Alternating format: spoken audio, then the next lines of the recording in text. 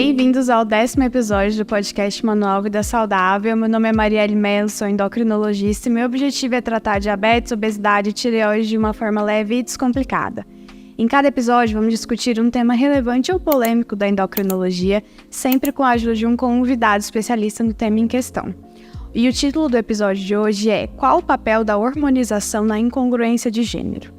A disforia de gênero é uma experiência complexa e muitas vezes dolorosa, na qual a identidade de gênero de uma pessoa não corresponde ao sexo atribuído ao nascimento. Ela pode manifestar-se de diversas formas, afetando profundamente a saúde mental e emocional das pessoas que a vivenciam. No entanto, graças aos avanços da medicina e da endocrinologia, muitas pessoas encontraram um caminho para alinhar sua identidade de gênero com o seu corpo. A hormonização é uma parte fundamental dessa jornada. E para conversar sobre vários aspectos relacionados à transição hormonal, eu convido hoje o Dr. Guilherme Borges, que é endocrinologista formado na UFG, com residência médica em endocrinologia no Hospital das Clínicas de Goiânia e tem um aprimoramento em abordagem da pessoa transgênero. E a principal característica do currículo do Dr. Guilherme é que ele é meu amigo, foi meu R-, então eu fiz residência no mesmo lugar que ele, um ano antes que ele, e tudo que ele sabe, ele aprendeu comigo. Ah, não é, Guizão? Mário, muito obrigado, viu, pelo convite. Não só por estar aqui participando desse projeto, que eu sei que é muito importante para você, mas por estar junto com você nesse momento. A nossa amizade é muito importante para mim e eu acho que a gente tem aprendido muito um com o outro e é maravilhoso estar aqui para poder compartilhar um pouco dessa experiência que eu tenho tido no atendimento das pessoas trans no consultório. Eu já vou começar emocionada. Obrigada, Gui. E eu aprendo muito com você. Você sabe que esse assunto você é o maioral aqui em Goiânia, né? Perfeito, Gui. Você que é o chefe desse assunto, vai ensinar tudo pra gente. E também os termos. Eu acho que você pode me corrigir se eu falar alguma coisa errada, porque eu acho que hoje em dia a gente tem que aprender não só a respeitar todo mundo, todos os tratamentos, mas a forma de falar também, eu acho que é o primeiro passo que sai da nossa boca. Às vezes vai chegar em alguém de uma forma errada. E a primeira pergunta que eu quero fazer é: o que é disforia de gênero? Então, esse termo disforia de gênero, na verdade, está no Código de Doenças Mentais, né? Que a gente chama de DSM. E ele se refere principalmente ao sofrimento pelo qual as pessoas trans passam, primeiro, no momento dessa sua descoberta, desse seu entendimento como uma pessoa diferente das pessoas cis, né? E também nesse enfrentamento, né, social mesmo, que eu acredito que seja o maior problema. Primeiro dentro de casa, com familiares mais próximos, e dali com amigos, com oportunidades de emprego. Então, a disforia se refere a todo esse sofrimento. E a gente sabe que esse grau de sofrimento, ele pode chegar a extremos, né? Realmente a extremos de levar a transtornos mentais importantes, como transtornos depressivos, automutilação, suicídio. Inclusive, o mês de setembro, né, o mês do Setembro Amarelo, na verdade, a conscientização em relação às doenças mentais, ela acontece o ano inteiro, mas ela se intensifica nesse mês. E eu acho que as pessoas trans, elas estão muito envolvidas por esse assunto, né? E a gente percebe isso no atendimento, né? Eu vejo, atendo, às vezes, adolescentes trans que estão ali naquele início, né, buscando se entender e buscando o início da hormonização com sinais de automutilação. Adolescentes trans, às vezes com 19 anos, com tentativas de autoextermínio prévias, né? Então, tão jovens e já tendo um grau de sofrimento extremo. Então, a disforia se refere basicamente a isso, a esse sofrimento pelo qual as pessoas trans passam. E o sofrimento é em relação a não se reconhecer no seu corpo? Principalmente, né?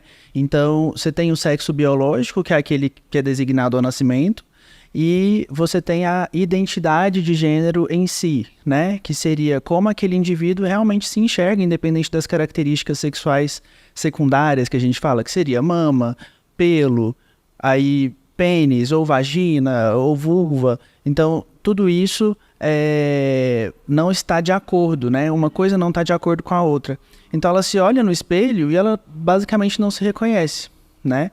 e muitas vezes se reconhece em uma outra figura, né? Que pode ser o sexo oposto, que pode ser uma pessoa que na verdade não tem um gênero muito bem definido, que são as pessoas não binárias, ou pessoas com gênero fluido, ou pessoas queer. Então hoje, quando a gente fala transgênero, esse é dito até um termo guarda-chuva, né? Então é um termo que aborda, que abraça todos esses outros termos, que vão tentar realmente colocar e definir alguns tipos, né, de identidade de gênero diferentes da identidade hetero-cis-normativa, né? Que é o que a gente conhece.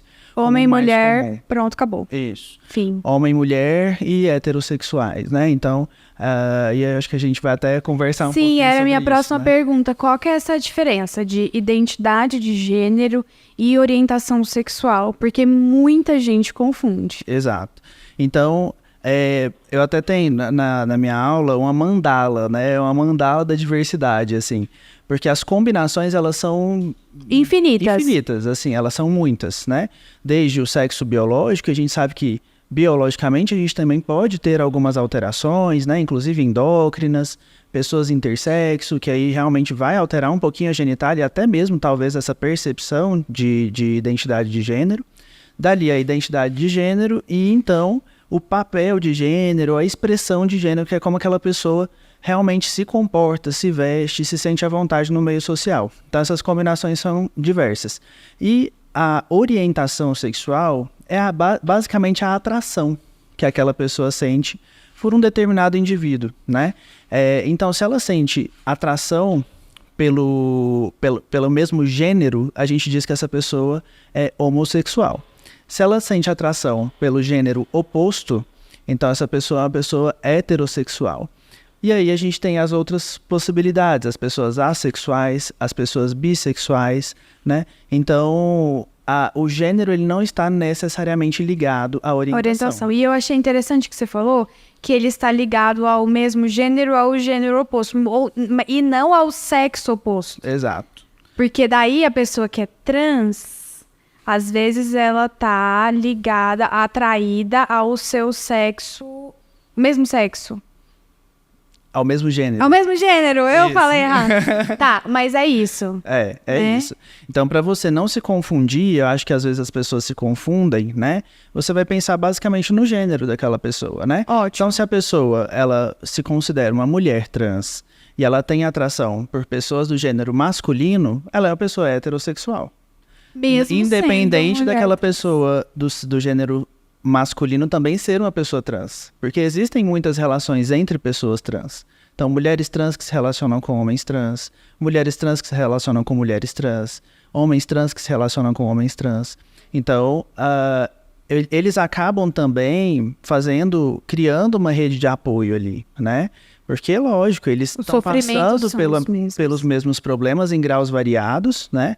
E eu vejo isso também na prática. Tem paciente que chega com os pais, tem paciente que chega sozinho, né?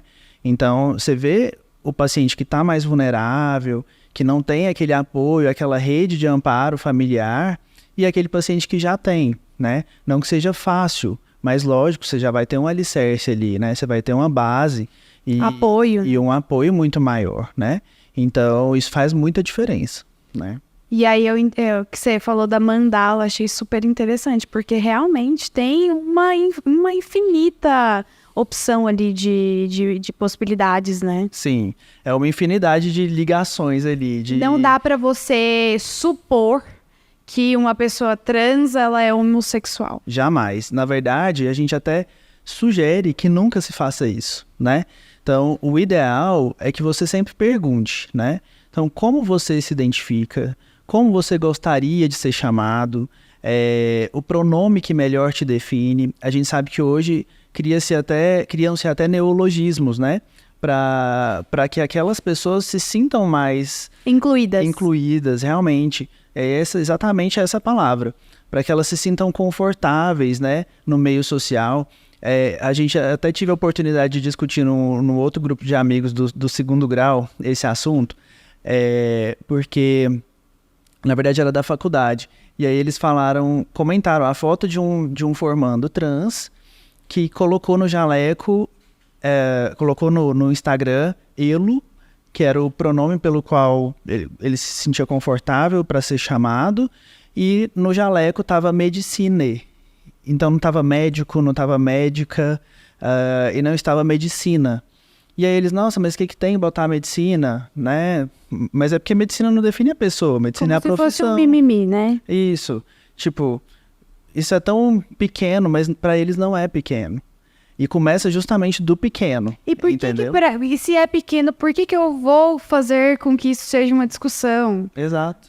Pra que tão isso vai te fácil. incomodar? É tão fácil só, tudo bem, ele quer assim. Sim. Eu preciso me chamar assim? Não, mas ele quer, então acabou. E assim, e aí comentar, mas a língua portuguesa não tem essa palavra e tudo mais. Mas a língua portuguesa também é muito atrasada. Ela pode evoluir nesse sentido, né? Não, é só olhar como que eram os livros, sei lá, como que o Machado de Assis escrevia. A gente fala daquele jeito? Exato. Evoluiu. E por que não pode continuar evoluindo? E assim, claro, não vai ser nada imediato, né? Mas só de você buscar entender como a pessoa se sente confortável E respeitar isso. e respeitar isso, já faz toda a diferença. E se, assim, eu tô passando por isso, como que eu desconfio que eu tô passando por essa incongruência, por essa dificuldade? Quais são os primeiros sinais? Que idade que começa? Como desconfiar? Então, na maioria dos casos, já existem alguns sinais mesmo na infância, né? A gente sabe que parte daquela confusão que às vezes acontece na infância do menino designado ao nascimento se identificar com objetos femininos ou com cores, teoricamente, padronizadas para o sexo feminino, isso é relativamente comum, né? Mas na medida em que a idade vai avançando e essa identificação com as características, com o modo de agir, com os gostos do gênero oposto se mantém, a chance dessa pessoa, de fato, ter uma incongruência de gênero vai se tornando também maior. E na adolescência é bem comum que isso já esteja quase muito bem definido. E, inclusive, é uma fase que gera muito sofrimento. Porque vai aflorar os caracteres sexuais secundários. Exatamente. Que a menina do sexo biológico feminino vai começar a ter mama, que ela vai começar a ter mais quadril, que ela vai começar a ter um corpo mais desenhado. E o menino vai começar a ter mais pelos, vai engrossar a voz, né? E aí pênis aumenta, testículo aumenta, cor dessa região muda. Então, assim, tudo isso começa a gerar muito desconforto. Piora o desconforto que às vezes estava pequenininho ali. Exato.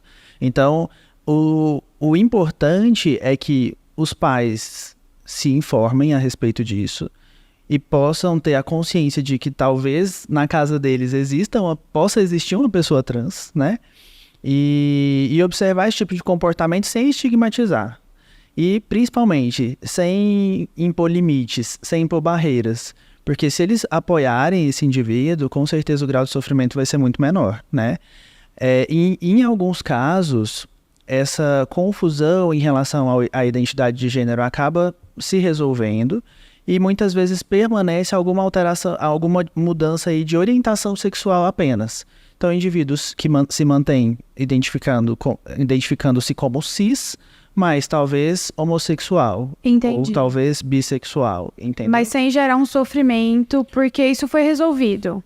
Internamente. Em relação à identidade de gênero, Isso, sim. E aí fica a questão da orientação sexual, que querendo ou não também gera com certeza, sofrimento, sim. né? Eu sou prova disso, eu sempre gosto de falar isso, porque eu sou um homem cis homossexual e graças a Deus eu tive muito apoio familiar dos meus amigos, mas a gente conhece vários amigos que não tiveram esse apoio, né? Que por simplesmente terem uma atração pelo mesmo gênero, foram colocados para fora de casa, foram discriminados por algum motivo. E você pensa a pessoa que, inclusive, não se identifica com o próprio corpo, que é a pessoa trans. É o dobro da dificuldade. É muito pior, sim, né? Com certeza. Então, é mais ou menos esse o raciocínio para a pessoa tentar se identificar e ver esses sinais, né? E eu acho que nesse começo, você falou uma coisa muito importante. às vezes os pais têm que estar até mais atentos, né? Porque é tudo tão novo para aquela criança ou para aquele adolescente que fica um pouco difícil dele saber por que ele está sofrendo, né? Então, os pais, hoje em dia, têm informação, né? Então, tem que estar a par dessas mudanças que podem acontecer. Sim, e muitas vezes eles acreditam nessa questão de apenas terem uma orientação sexual diferente. Às vezes é um menino trans, e aí ele só acreditava que, na verdade, era uma menina cis homossexual. Entendi. E aí ele vai amadurecendo isso com o passar do tempo e realmente vendo que, na verdade, é o corpo que não reflete o que ele é por dentro mesmo, né? E a gente costuma dizer que, na verdade, a gente já tem estudo mostrando isso, né?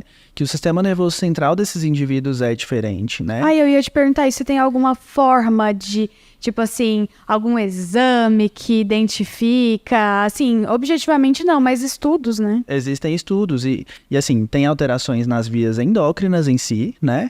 Então, até na produção e sinalização hormonal, a gente sabe que tem efeito do hormônio ali que pode também contribuir para isso. A prova disso é o fato de haver uma incidência maior de pessoas transmasculinas em meninas, por exemplo, que têm problema adrenal, hiperplasia adrenal congênita. Entendi. Então, para os espectadores, hiperplasia adrenal congênita é uma doença das adrenais em que a menina do sexo biológico feminino é submetida a altos níveis de hormônios masculinizantes, né? E existe uma taxa maior de indivíduos transgênero nessa população, né? Então, mostrando que tem um pouco, sim, de influência da parte hormonal, mas parece que tem alguma diferença na sensibilidade ali dos próprios neurônios em relação aos hormônios periféricos, aos hormônios que circulam na corrente sanguínea. Entendi.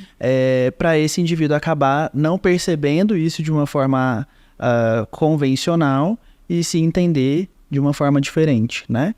Nossa, muito interessante. E o fator genético também é um fator que a gente sabe que está influenciado, porque existem gêmeos, estudos com gêmeos monozigóticos, ou seja, gêmeos que vieram da mesma placenta e do mesmo embrião ali, e com uma concordância maior, ou seja, a presença mais comum de pessoas transgênero nesse contexto, entendeu? Então, se um é transgênero, o outro acaba também sendo... O idêntico também. Muitas das vezes. Uma chance maior. Então, tem uma genética envolvida. E aí, especula-se sobre outros fatores, os fatores ambientais também, né? Então, o desejo da mãe de querer um filho de determinado sexo ou não, de submeter aquele indivíduo a determinado comportamento, às vezes por uma tradição familiar, cultural, né? Então tem tudo isso também envolvido, né? Que pode tanto contribuir como atrapalhar, né? Entendi. Nesse sentido, né? Então, são muitas coisas envolvidas. Né? Isso. E eu acho que a gente vai ter mais esclarecimento ainda nos próximos anos, porque os estudos estão ficando bem mais numerosos nesse sentido, né? E eu acho que o interesse vai acabar se voltando para isso, porque a gente tem 0,5% mais ou menos da população mundial pessoas trans. Né? Muita gente. É muita gente. E a gente ainda acredita que isso esteja subestimado, porque você pensa... Tem muito preconceito, ninguém quer falar. Exato. E não quer por quê? Por medo de ser violentado, por medo de ser agredido, né? Então, eu acho que no momento que a gente tiver mais... uma questão cultural mais desenvolvida para receber, de fato, essas pessoas abertamente, sem julgamento e sem cercear elas dos direitos delas, sem marginalizar, eu acho que a gente vai ter ainda mais dados para poder falar mais de forma mais contundente, concreta. Sabe? Concreta mesmo. E vamos supor, eu me identifiquei assim, eu percebi que eu estou sofrendo que eu não estou me identificando com o meu corpo, ou meus pais perceberam, onde busco ajuda, qual o melhor profissional para buscar primeiro? Então, hoje a gente sabe que os grandes centros do Brasil que tratam pessoas trans, aí eu estou falando de sistema público de saúde, contam com equipes multiprofissionais, né? Então, dessas equipes participam endocrinologista, psicólogo, psiquiatra, gineco, uro, cirurgião plástico. Então, o ideal, né, é a gente começar pela psicologia e psiquiatria. Eu acho que é mais interessante, porque, querendo ou não, a gente precisa excluir também transtornos psiquiátricos que possam simular uma incongruência de gênero. Não é a maior parte dos pacientes, mas isso precisa ser excluído e, em consequência disso, estando tudo bem, endocrinologista, né? Por quê? Porque a chave do processo de transição para muitos dos indivíduos trans, e eu acho que aqui é um momento importante, a pessoa transgênero não precisa usar hormônio, tá? Não precisa usar hormônio. Isso é novidade para mim. Então, assim, a chave para a maioria é usar hormônio, que é feito pelo endocrinologista. Mas existem pessoas trans que não vão usar hormônio porque realmente não querem. Porque às vezes só de mudar características físicas já se sentem confortáveis. Podem só querer fazer cirurgia e não querer fazer hormonização, por exemplo, né? E aí a crítica daquela questão de você ter que estar em hormonização por pelo menos 6 meses, 1 ano para você operar. Porque se for uma pessoa não binária que só quer fazer uma cirurgia, por que ela vai ser, ver, né? por que ela vai ser excluída? E aí pensando também em questões públicas, né? Então... eu acho que seguir esse caminho e dali endocrinologista, eu acho que seria mais interessante, né? Pra gente começar o atendimento dessa pessoa. E manter esse acompanhamento multiprofissional, pelo menos endocrinologista. Entendi, mas, igual você falou, o endocrinologista ele não é obrigatório para todos os casos, mas na maioria. E aí tem que obrigatoriamente ter feito esse acompanhamento antes com psicólogo, com psiquiatra ou não? Então... No SUS, né, no Sistema Único de Saúde, esse acompanhamento é obrigatório por pelo menos 6 meses. Normalmente, os grandes centros preconizam esse período mínimo. No sistema privado, não existe essa exigência desde que o profissional endocrinologista que esteja acompanhando aquele paciente ou outro profissional que fez essa capacitação para fazer a hormonização se sinta confortável de afirmar que aquele indivíduo tem incongruência de gênero e não tem nenhuma outra questão psiquiátrica envolvida que possa simular uma incongruência de gênero, né? E às vezes até tratar uma comorbidade psiquiátrica também, porque como você falou, gera muito sofrimento, né? Então às vezes vai precisar tratar uma depressão, alguma coisa. Isso. Então, realmente não é obrigatório que ele tenha passado, mas eu acho muito importante. Eu acho, assim, eu vejo porque... Existem alguns pacientes que já fizeram acompanhamento e às vezes quando chegam no consultório não estão fazendo. E aqueles que chegam fazendo, comparando um com o outro, a gente percebe que aquele que está fazendo está mais estável e está mais conformado com o tempo requerido para as mudanças e que não é rápido necessariamente e tem paciência então para seguir algo mais dentro de um protocolo mais seguro, né? E a gente pensa muito nisso, né? Em efeito colateral a longo prazo e tudo mais. Então, mais ou menos essa a ideia, né? Precisar, precisa, mas não é obrigatório, Isso. Né? A ideia geral é recomendo fortemente. Que eu recomendo acompanhe. fortemente. Quando não está acompanhando, eu indico, inclusive. Você não vai recusar o atendimento, eu acho que é esse o ponto, né? Exato, né? Até porque um dos nossos princípios lá no espaço é o acolhimento, né? E eu acho que acolher as queixas, a realidade desse indivíduo e tentar ajudar da melhor forma é o caminho. Com certeza. Inclusive, tem um caso que eu uso como exemplo, às vezes, que é de um homem trans que fuma, tem obesidade, tinha um diabetes extremamente descontrolado, para o qual eu não comecei a terapia hormonal. Porque, de fato, eu não... O risco era maior. O risco era muito maior naquele momento. Lógico, isso gerou frustração, choro no momento da consulta, mas é pela segurança e saúde do paciente. E ele mesmo entendeu, apesar de ter sido frustrante, né? Então a gente focou na compensação mais rápida das doenças crônicas dele, para a gente poder fazer a hormonização num contexto de maior segurança. E aí você estava falando de gerar frustração em relação a demorar os resultados, ou de não poder começar naquele momento. Por que a hormonização é tão importante para esse paciente? Então, para a maioria dos indivíduos trans, o que eles querem? Adequar o seu corpo àquilo que eles de fato sentem ali dentro com a sua identidade de gênero, né? Então, por exemplo, um homem trans, ele quer muito ter pelos em maior quantidade, ter barba, ter uma voz mais grossa, ter mais musculatura, menos curvas. Então, tudo isso é desejável, né? Ter mais libido, essa questão mais masculina mesmo, né? E eles anseiam muito por isso, e não só por isso, mas para deixar de ter as características femininas, né? Então, mamas geram muito desconforto, menstruações geram muito desconforto. E com a hormonização, a gente consegue entregar essas características do gênero com o qual o indivíduo se identifica e bloquear essas outras características com as quais ele não se identifica e que geram sofrimento. Lógico, em partes, né? Para a gente conseguir, de fato, eliminar essas características, algumas delas que geram sofrimento, só procedimento cirúrgico, né? A cirurgia entra depois... É igual você falou, alguns casos não fazem hormonização porque não desejam, Sim. mas a maioria das vezes a cirurgia entra como se fosse a finalização ali do processo. Complemento. Um complemento. Né? Sim. Ótimo. Então, muitas vezes, sim. E aí, isso vai muito de pessoa trans para pessoa trans.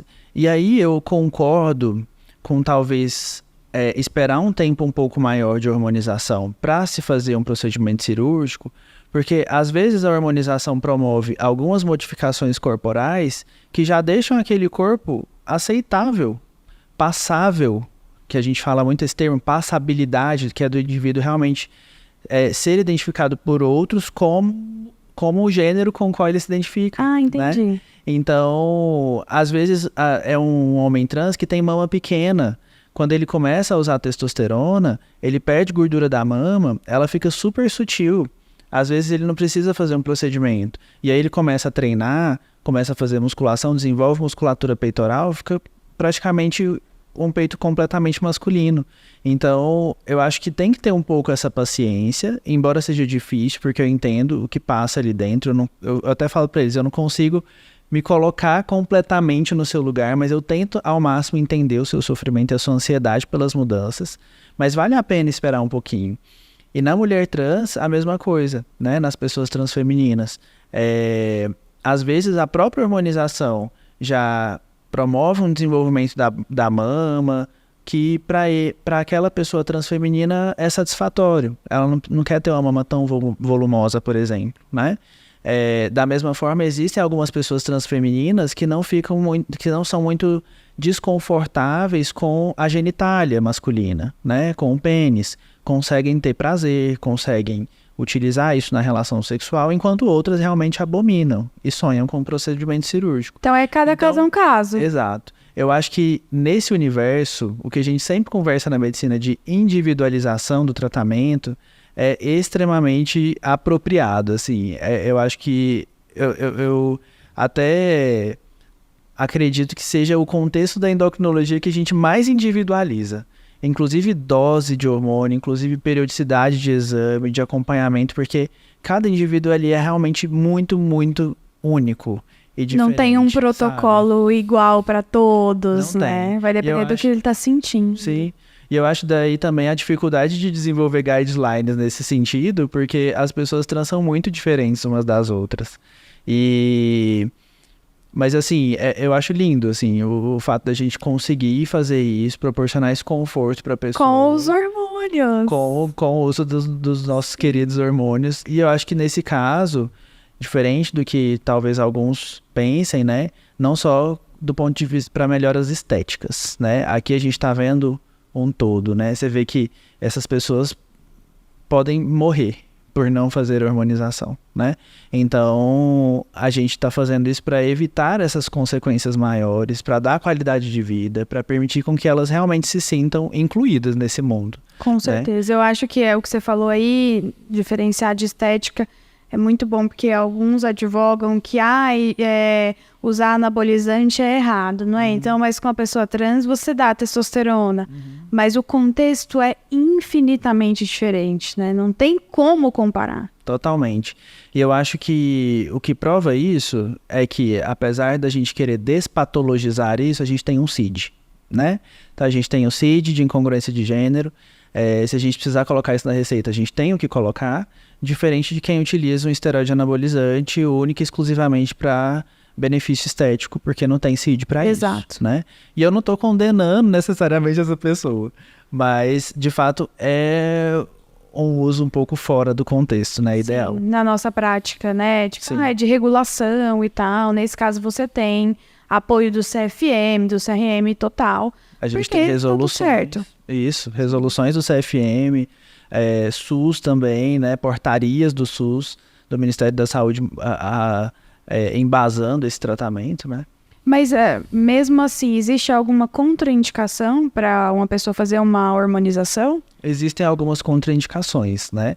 Então, se essa pessoa trans tem transtornos psiquiátricos muito descompensados, o ideal é que a gente compense esse transtorno. Então, seria uma contraindicação relativa, né? Então, pelo menos até melhorar esse transtorno psiquiátrico, daí dar início à hormonização. Se ela tiver, principalmente, cânceres hormônio dependentes, e aí a gente pode falar câncer de próstata ou câncer de mama, a gente vai realmente talvez contraindicar de forma absoluta a hormonização, e aí vale a pena estudar a genética desse câncer, se tem receptor para hormônio ou não, né? Tudo isso pode influenciar um pouco. E eventos cardiovasculares recentes, principalmente, né? Então, infarto, AVC, tromboembolismo, que são condições relacionadas tanto com o uso de testosterona quanto com o uso de estradiol, principalmente estradiol oral. E aí, se for realmente um evento recente, principalmente nos últimos 6 meses, 1 ano, é muito provável que a gente vá contraindicar. E a gente vai, nesse caso, precisar também de um cardiologista, de um cirurgião vascular que seja, para a gente poder fazer uma avaliação mais ampla e decidir em conjunto o que seria mais interessante para esse indivíduo, né? E talvez utilizar só um bloqueador em vez de utilizar hormônio em si, aí partir talvez para um procedimento cirúrgico em vez de fazer a hormonização. Então, acho que é o caso de individualizar mesmo. Ótimo. Né? Mas mesmo assim, a pessoa que tem autorização para fazer a hormonização, quais são os riscos associados? É perigoso? Tem chance de desenvolver algum câncer, alguma doença? Uhum. Então, a gente está falando aqui de uma questão que é respaldada pelo CFM, pelo Ministério da Saúde, mas querendo ou não é algo tão fisiológico, né? Então, a gente está dando hormônio feminino para um corpo naturalmente masculino e o contrário, o hormônio masculino para um corpo naturalmente feminino. E isso pode trazer alguns efeitos colaterais, e esses riscos ficam principalmente relacionados com eventos tromboembólicos, basicamente. É o que mais a gente se preocupa. E aí entra trombose de membros inferiores, infarto, AVC. Exato. E, então, para a questão do fígado, é muito importante que esse indivíduo não tenha nenhuma doença hepática grave, para a gente poder também utilizar os hormônios. E principalmente aí o estradiol oral, ele tem primeira passagem hepática, né? Então, você pode ter uma agudização, uma piora dessa alteração hepática já existente, né? Entendi. Então, fica mais... gira mais em torno disso, sabe? Os efeitos colaterais mais graves, né?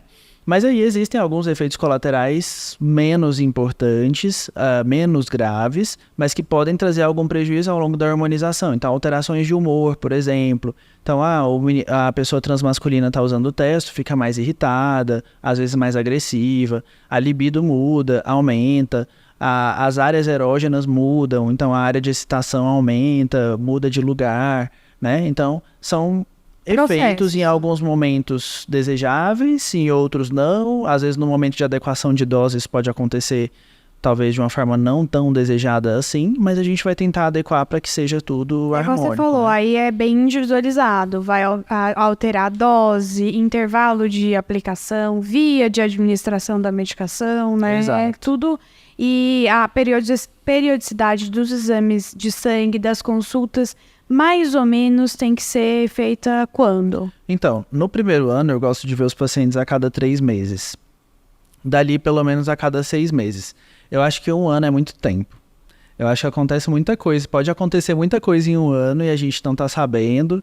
E talvez a gente perdeu o fio da meada ali, né? Eu acho que ver um pouco mais de perto é importante. E eu acho que uma consulta a cada 6 meses é, de certa forma, confortável, né? Deixe que aquele indivíduo se programe, né, para fazer os exames. Ótimo. E para retornar. Ótimo. Então, é mais ou menos essa periodicidade ideal. Então a gente usa o estradiol ou por via oral ou por via transdérmica. Aqui a gente não tem estradiol injetável que seja de fato destinado para hormonização de pessoas hipogonádicas, por exemplo, né? E a gente pode utilizar bloqueadores como o acetato de ciproterona, né, que é uma progesterona, então também é um hormônio, mas que tem um efeito importante de bloqueio nos receptores de hormônios masculinos, ou a espironolactona, que é um bloqueador mais fraco, né?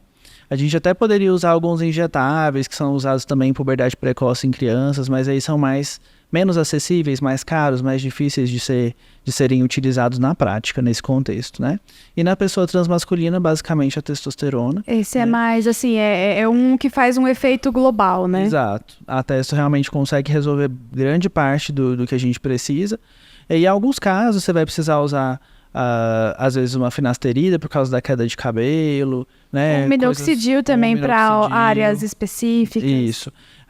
Mas nesse caso eu até prefiro que tenha um dermatologista junto, sabe? Porque eu acho que vai conseguir acatar essa queixa de forma mais específica e ser mais resolutiva. Mais resolutiva, às vezes, vai gastar menos para ter um efeito melhor. Isso. O episódio do podcast anterior foi com a Yara, doutora Yara, dermatologista, a gente falou muito disso. Às vezes você fica procurando um monte de opinião, às vezes seu endócrino faz uma coisinha ali, vê no TikTok alguém falando alguma dica. Se você for no especialista, com certeza você vai ter muito mais resultado ali no que você tá querendo, né? Sem dúvida, sem dúvida. Eu acho que nesse caso não é diferente. Ótimo.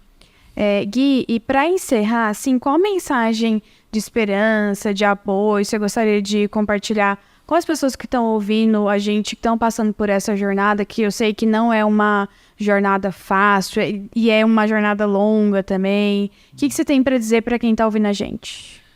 Eu queria dizer que, primeiramente, as pessoas trans não são pessoas menores do ponto de vista de capacidade, do ponto de vista intelectual.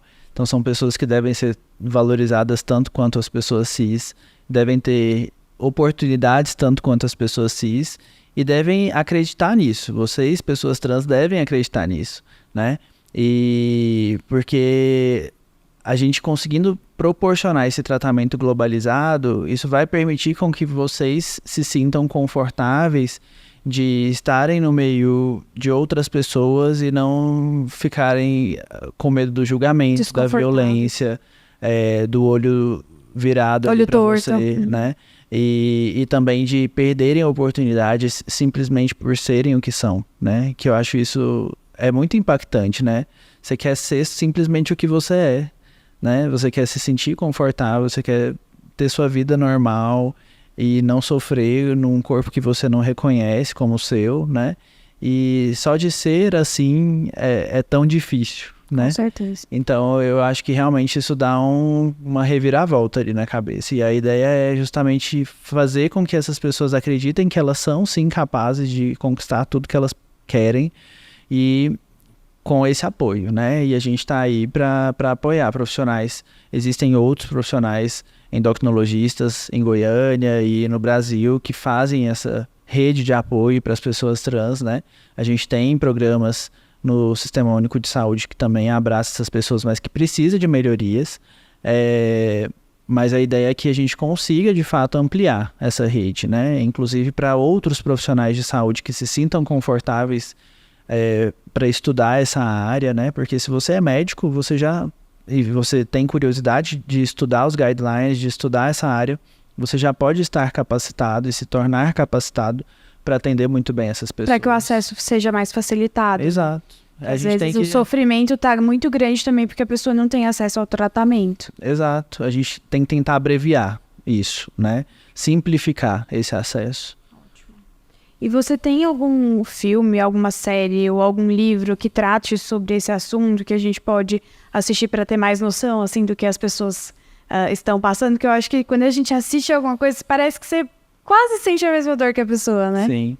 Eu acho que ver retratado, né, eu acho que acaba passando a realidade do que é. Tem um documentário na Netflix que chama Transversais, que fala de algumas pessoas trans em suas mais diferentes realidades de aceitação e família e cotidiano, né? mostrando a problemática que é. Eu lembro que tinha uma professora, tinha um enfermeiro, então pessoas de áreas diferentes. É no Brasil? Mostrando, brasileiro esse é brasileiro,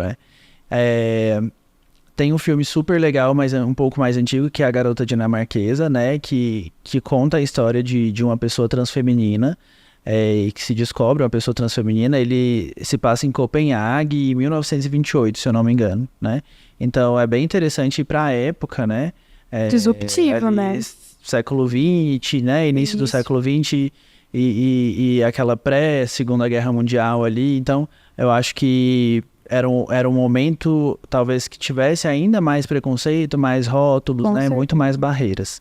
E tem um outro que vai mais ou menos nessa linha, que é o Cabaré Eldorado, que conta, de fato um cabaré, mas era meio que um refúgio de pessoas gays e trans, lá em Berlim, na Alemanha, em 1920, 1930. Na mesma então, na época ali do nazismo, né, e tinham pessoas ali, apoiadores de Hitler, que frequentavam o cabaré. Então, é bem disruptivo também, né, esse documentário.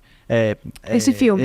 Não, na verdade é uma série. Ah, uma série. É uma série. Legal. E as outras também são séries, que é Heartstopper, que é um pouco mais adolescente, assim, mas tem personagens trans, tem uma personagem trans. Aborda o tema, né? Aborda o tema, é bem interessante. E Glamorous, que é também uma série da Netflix cujo personagem principal vai se descobrindo. Na verdade, não é a temática principal da série, não é essa, mas trata muito também desse universo muito vasto aí da sexualidade humana, né? Ótimo. Então, é bem legal. Várias dicas, dá pra fazer uma maratona no final de semana. Gui, conta pra gente onde que você atende, quais são as suas redes sociais, pra quem quiser fazer um tratamento com você, onde que te encontra? Então, o canal mais fácil, assim, para me encontrar e para entrar em contato com a secretária é o Instagram, né? É @endócrinoguilhermeborges. Eu atendo aqui em Goiânia presencialmente e online, no setor Jardim Goiás. Então... Fala o nome da sua clínica, por favor, o espaço... que é maravilhoso. Gente, então, há alguns meses inauguramos um espaço novo chamado Espaço Zora. E o nome, inclusive, Zora, quer dizer valorização das peregrinações da vida, quer dizer aurora. Então, a gente, de fato, pensou no espaço, nas cores do espaço, de uma forma bem acolhedora, porque, inclusive, a nossa recepção é rosa. Então, para quem tiver curiosidade, depois visitem o nosso espaço. É realmente um lugar que é para você se sentir em casa, né? E a gente pensou muito nas pessoas trans no momento que a gente escolheu as cores. Existe uma pintura na parede da entrada que leva o azul, o branco e o rosa, porque são as cores da bandeira trans. Porque a gente realmente queria fazer com que essas pessoas entrassem lá e de cara se identificassem com o local, não se sentissem, na verdade, repelidas, mas Ótimo, sim perfeito. atraídas. Né? Nossa, eu super indico, inclusive.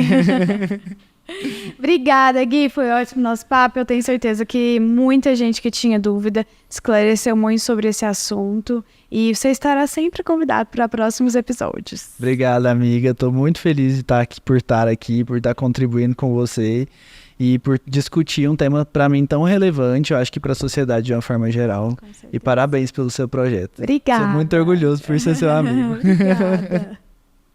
Gente, curte esse episódio, foi maravilhoso. Não é possível que você não curtiu. Dá uma curtidinha aí, aperta o botãozinho. Não vai gastar nem 2 minutos. Se inscreve no canal, compartilha para quem você sabe que está sofrendo com isso. E daqui 2 semanas tem episódio novo. Até a próxima.